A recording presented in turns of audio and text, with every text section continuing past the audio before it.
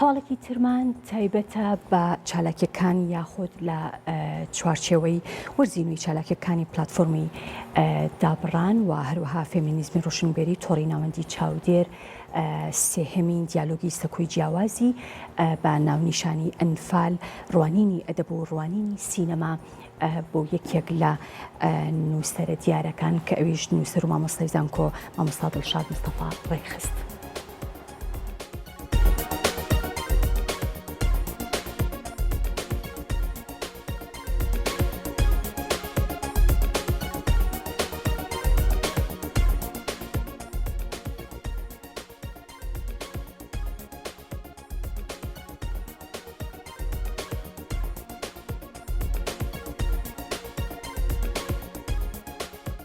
درێژەی و زنجیرە کۆڕانەمان لەم ئان و ساتەدا پەیوەستە بە بواری جینۆساید و ئەنفالەوە، پەیوەستە بە ناسنامەی یەکێک لە گرنگترین تایبەتکارەکانی نەتەوەی بندەستی کوردەوە کە بوارەکانی لایەنی جینۆسایدی نەتەوەی کورد و ئەنفال و پیماباران و ڕاگواستنی پێکاتەوە ئیتنە جیاوازەکانی کوردستانە.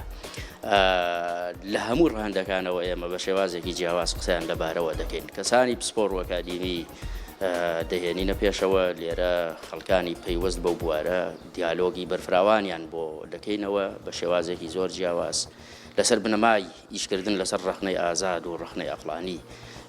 ئێمە بە شێوازێکی جیاواز ئەم بوارەمان درێژە پێداوە. ئەم کوڕێکی ئێستا دەگوزارێت پەیوەستە بە تەنانەت لایەنی ئەندێشە و ئەدەب و هونەرمان فرامۆش نەکردووە و گرنگی و بایەخێکی ئەژگار زۆری بۆ دەدەن. پێمان وایە فەراغێکی گەورە هەیە لە قسەی ئەدەب یا زمانی ئەدەب لەسەر ناساندنی ناسنامەیەکی ونکرا و شێوێنراوی وەکو مەسەلەی ئەنفال کە ڕوبەڕووی کە جینۆسایدێکی جیاوازە لە کۆتاییەکانی سەدەی بیستەم ڕوبەڕووی نەتەوەی کورد بووەتەوە.